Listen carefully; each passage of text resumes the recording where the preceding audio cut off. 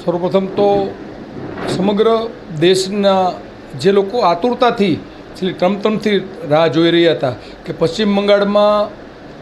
ઐતિહાસિક આઝાદી પછી પ્રથમ વખત ભારતીય જનતા પાર્ટીને ભવ્ય જીત મળી છે, ત્યારે પશ્ચિમ બંગાળના શાણા લોકોએ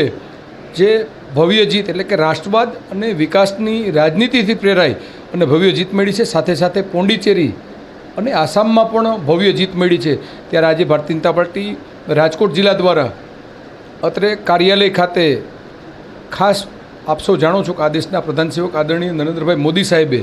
છે ઝાલમૂળીવાળાને ત્યાં ઊભા રહીને ઝાલમૂળીનો સ્વાદ જે ચાખ્યો હતો એ ઝાલમૂળી